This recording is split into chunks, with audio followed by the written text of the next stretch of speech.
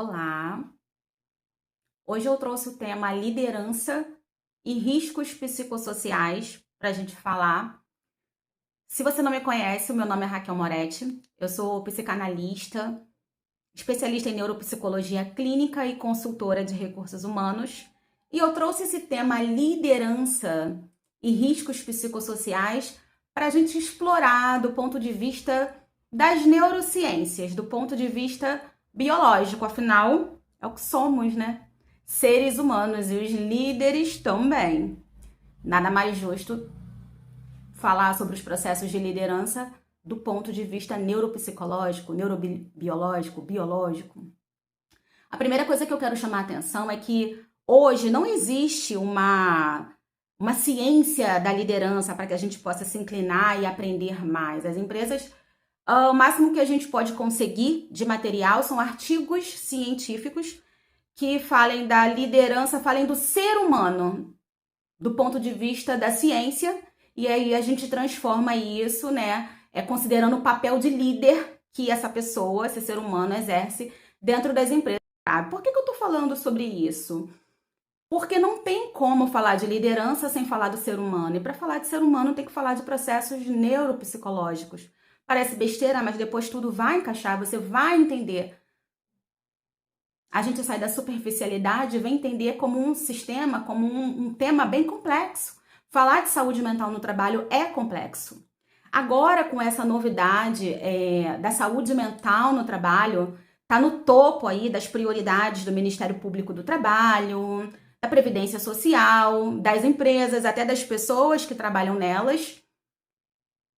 A gente precisa entender que os treinamentos que serão levados, né, os profissionais que irão nas empresas para aplicar treinamentos, para falar de riscos psicossociais, esses conteúdos que estão sendo aplicados, eles são baseados em quê?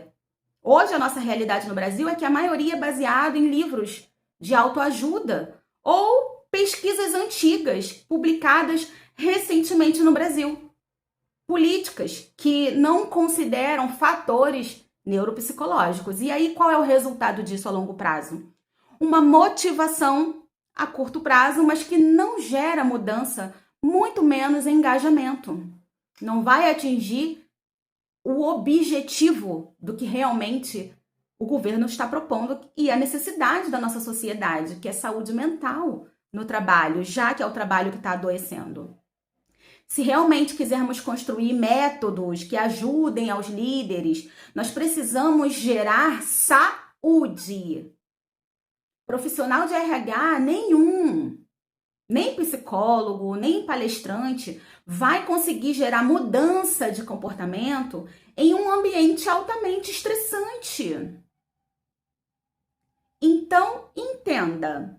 Treinamentos pontuais com temas como liderança positiva, como dar e receber feedback, sistema comunicacional, comunicação não violenta, assédio moral nas empresas. Nossa, embora sejam temas maravilhosos, educativos, e eu também trabalho com esses temas, não é uma crítica, mas são temas que não dão conta de alterar a química de um cérebro estressado. Aliás, quem é que funciona com cérebro estressado? Ninguém. Detona a própria saúde e, de quebra, detona a saúde de quem está ao redor. Mas o líder estressado tem um agravante aí, porque é ele que exerce autoridade e influencia o ambiente de trabalho. Então, a tendência realmente é ele adoecer toda a equipe, além de estar suscetível a cometer crime, como assédio moral, aumentar os índices de rotatividade da empresa, detonar a marca empregadora, a imagem mesmo, a reputação da empresa, provocar uma autuação por ser fiscalizado, por ser ali denunciado e sofreu uma fiscalização e até reclamação trabalhista. Então, riscos psicossociais e saúde mental no trabalho precisa considerar o comportamento humano antes de ensinar ferramentas de gestão. Sabe aquela analogia do iceberg? É exatamente isso.